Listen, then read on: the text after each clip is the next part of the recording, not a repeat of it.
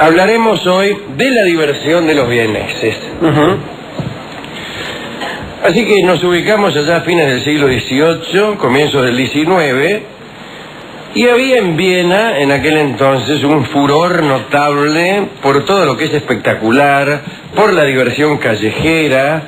Se han escrito libros acerca de todo esto y fue un lugar común en el orgullo de los adoradores de los tiempos imperiales, todos los que hablan bien del tiempo del Imperio Habsburgo en Viena, pues se complacen en decir lo grande que eran los salones, cómo se bailaba el vals, los parques de diversiones que se iban instalando, etcétera, etcétera. Viena se perfilaba por esos tiempos como la capital de Europa, y eso se certificó a la caída de Napoleón. Allá en 1814 y 1815 se hizo el famoso Congreso de Viena para repartir el continente entre las potencias que habían destruido a Napoleón. Bueno, un aspecto de ese carácter así espectacular fueron aquellos salones enormes destinados, como acabo de decir, a los bailes, pero también había una devoción extraordinaria por otras maravillas que en muchos casos tenían que ver con novedades técnicas. En ese sentido tenían tanto mal gusto como nosotros.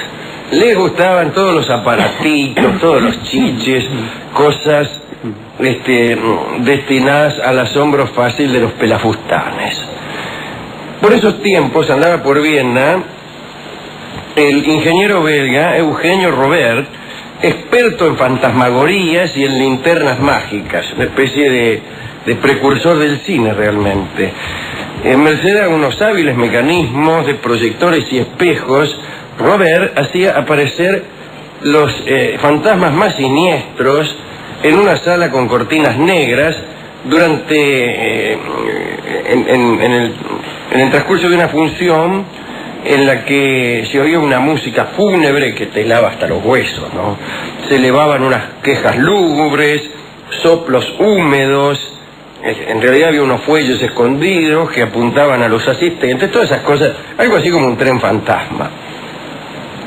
Y en Viena, Robert se anotó un triunfo, porque realmente algunos creían que era capaz de hacer bailar verdaderos esqueletos e incluso evocar a los muertos.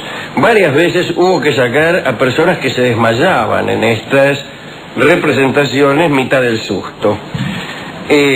Todo el mundo sabía que se trataba de un espectáculo de feria, pero todos los burgueses de Viena se asustaban muchísimo y salían de aquella cámara de las cortinas negras más pálidos de lo que habían entrado. Algo así como David Copperfield, que bien sabemos que es un mago que tiene trucos, pero salimos del cine diciendo que el señor vuela y que un ventilador lo ha hecho trizas. También los teatros de autómatas procuraban una clase de emoción comparable a la que se experimentaba en el teatro de Robert.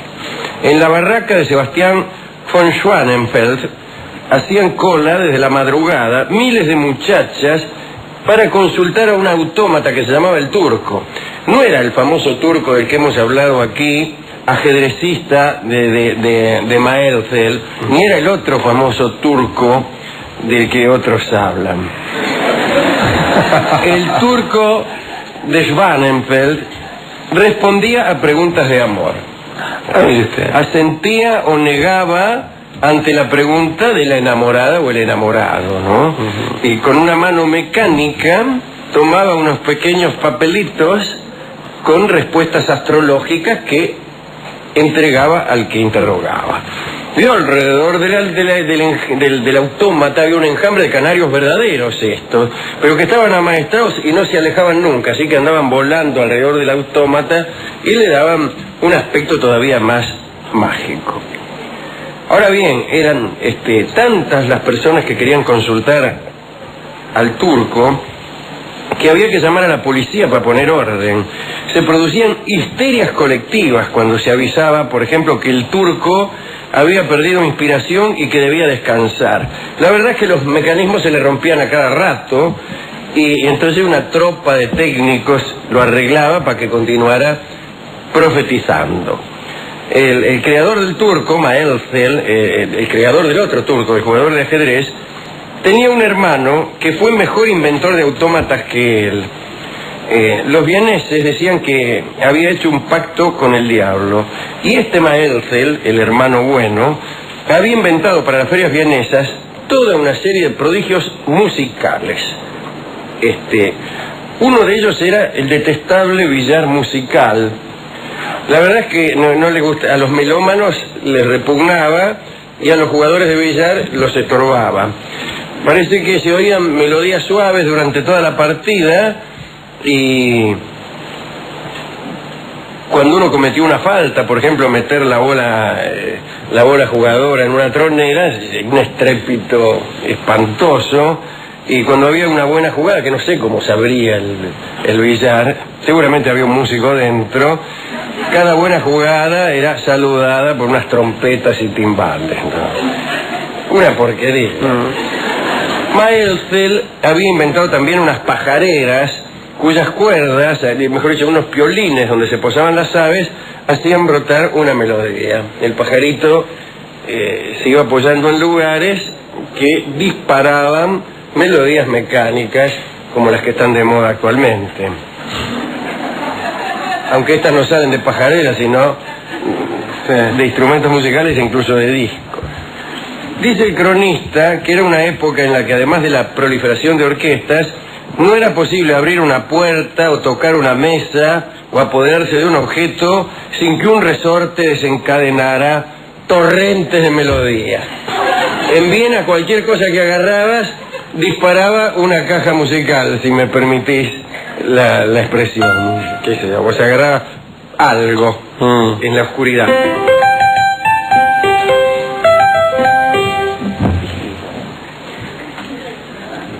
Está bien.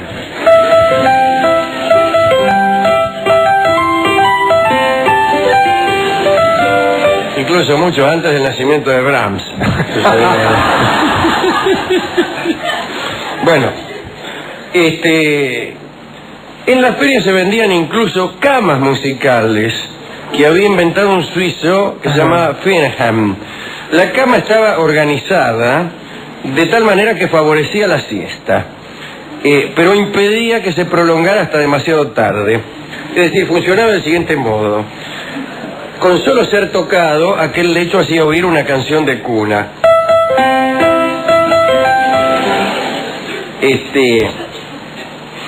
Bueno, pero transcurrida una hora de aquel toque, resonaba un estrépito de instrumentos tan ruidosos que despertaba a cualquiera. Bueno, parece que el zar Alejandro y Talleyrand, en tiempos del Congreso, pidieron camas de estas.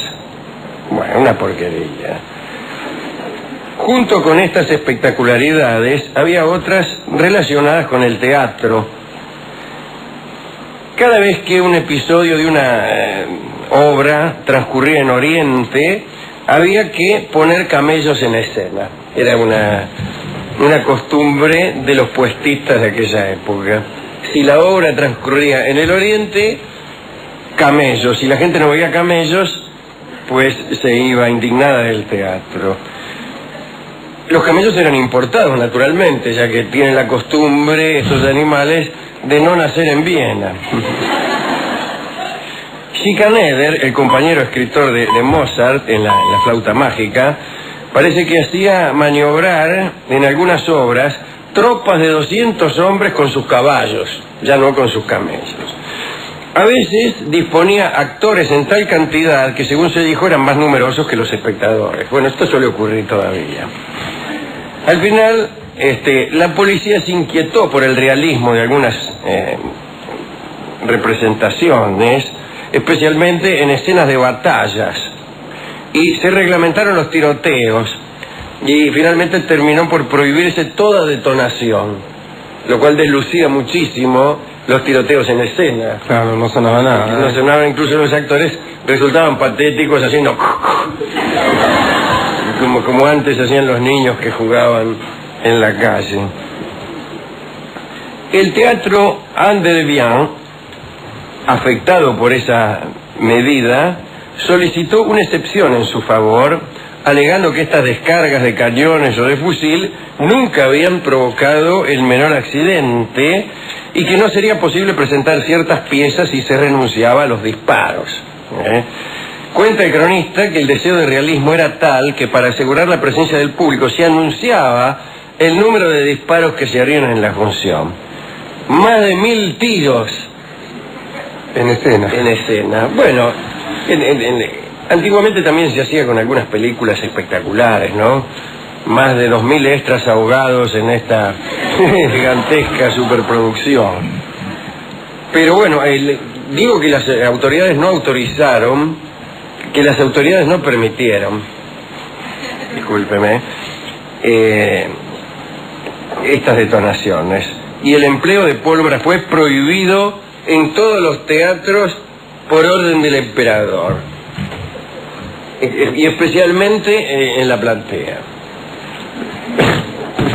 Si es en todo el teatro, ¿por qué tiene que hacer esta especificación? Si es en todo, ya en el escenario se entiende que la pólvora se usa con fines teatrales, sí. Pero en la platea el emperador tenía miedo que le tiraran un tiro a él o a alguno. Si fuera alguno con un ya bufoso. Se sabe que cuando alguien saca un bufoso en la platea, generalmente es de verdad. Bueno, esto era la vida en Viena, mucho aparatito, mucho autómata. Piénsese que debemos retroceder casi 200 años. De modo que lo que hoy se nos ocurre como un detalle de mal gusto en algunas casas burguesas de Villa Urquiza, era entonces una novedad absoluta. Una cajita de música que vos abrías y hacía caer de espaldas a la gente. De donde todo artista debe estar siempre atento al grado de inocencia del medio de la sociedad en que le toca desempeñarse. Repito, un artista debe estar consciente del grado de inocencia, no ya de su público, porque podría ser canallesco escribir para una minoría inocente. Lo que tiene que ver el tipo es cuál es la inocencia que flota en el aire, cuál es la inocencia que resta. Y proceder en consecuencia. Proceder en consecuencia. Esto lo puede observar el lector curioso en el desarrollo de la historia de la novela policial, ¿no? Las primeras novelas policiales presentaban un enigma y en este momento están los mozos del Tortoni destruyendo el local, razón por la cual algunos de ustedes oirán unos ruidajes como de pezuña. Quiero decir, en las primeras novelas policiales había algunos esquemas que hoy ya son directamente insoportables. Incluso cuando nos asomamos por una funesta casualidad a las novelas de la señora Agatha Christie y vemos como en un lugar, en un foro acotado, por ejemplo en un hotel en una isla, se comete un crimen y el asesino está entre los huéspedes del hotel, bueno, uno siente que el fastidio se apodera de su mente y que eso ya lo ha leído en algún lugar, que ya está harto de lugares donde son 10 y uno de los 10 fue el asesino. Pero lo que quería decir es esto: el esquema se va complicando y va siguiendo y tratando de oponerse a la astucia del lector. En las primeras novelas policiales había un enigma, alguien cometía un crimen y siempre el culpable era el menos aparente. Sí. Y el público terminó por darse cuenta de esto, entonces ya no se sorprendía cuando el asesino era justamente el que menos parecía serlo.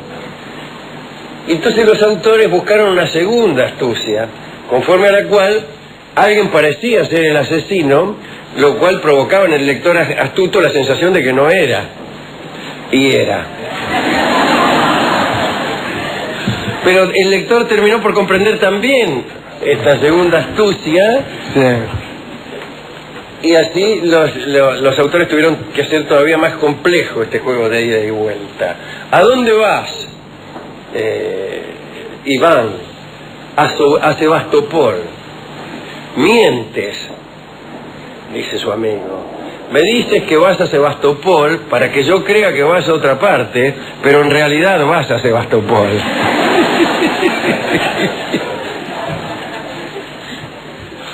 Es el viejo cuento del arquero y el señor que tira penales. Claro. Pues, ¿a dónde debe mirar el que va a patear un penal? Claro, mira la punta donde va a poner la pelota o la punta contraria donde va a tirar. Pero claro, como el arquero ya sabe esto, exacto. Bueno, y así. Y como después el pateador ya sabe que el arquero sabe, bueno, ¿qué Dios detrás de Dios? La trama empieza. Pregunto yo. Al final lo patean afuera y listo, como pasa siempre. Pero en todo caso, sí, mejor es patearlo afuera. Claro. En todo caso, hay que decir que nuestra sociedad ya egresó de aquella época en la cual se abría una puerta automáticamente y uno caía desmayado del estupor. Quiere decir que hay que tratar de causar sorpresa de otro modo, o mejor todavía, tratar de comprender que el arte no se propone el asombro, a lo mejor se propone otra cosa. ¿A quién dedicar este pequeño catálogo de cajas de música, de autómatas que daban respuestas? Me olvidé también de glosar eso, qué extraordinario, ¿no? Esa inocencia de buscar una respuesta al amor en un autómata, una inocencia que todavía queda. Sí. Queda. Sí. Acá se ha pasado, Alejandro, a los loritos, ¿eso se acuerdan?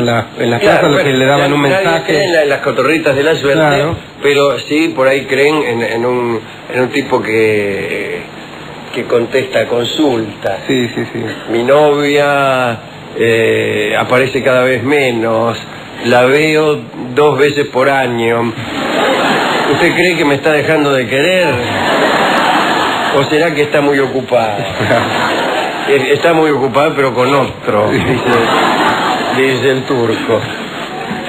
Que es el otro, además. Claro.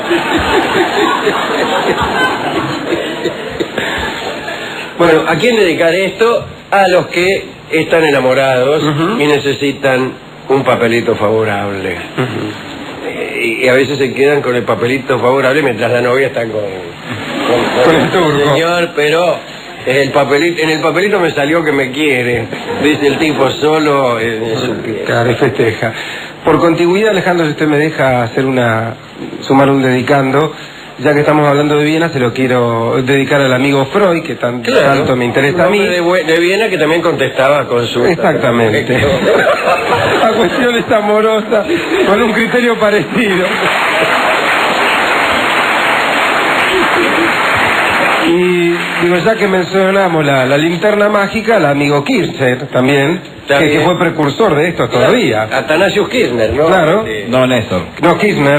Don Atanasius Kirchner, que fue precursor de la linterna mágica. Atanasius Kirchner, que fue el primero que... fue el inventor realmente de este sistema de proyección, ¿no? Bueno, hemos ido a la discoteca para ver si conseguimos algo sobre esta locura vienesa, y tenemos un vals vienés, naturalmente formaba parte de esa sucesión de fuegos artificiales. Los valses vieneses, si bien se mira o si bien se oye, también tienen su pirotecnia, que negarlo. Así que vamos a escuchar este vals, que como corresponde es de Johann Strauss. Los enemigos de ese estupendo músico fue Richard Strauss. Lo jorobaban con una cosa que no carecía de gracia, que decían para Richard Wagner y para Strauss Johann.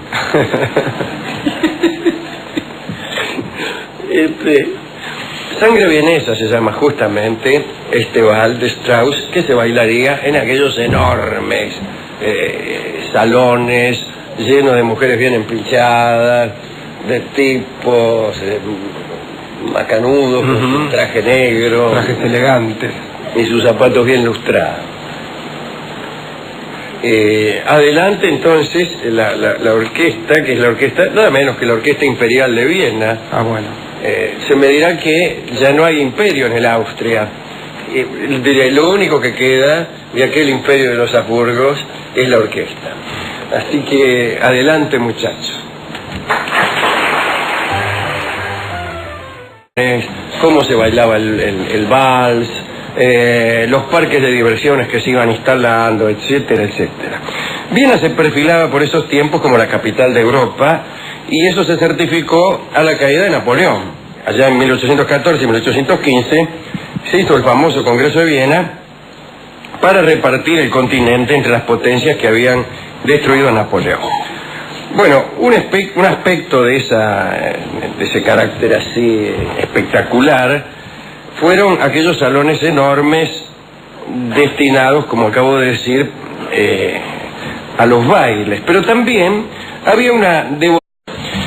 Hablaremos hoy de la diversión de los vieneses.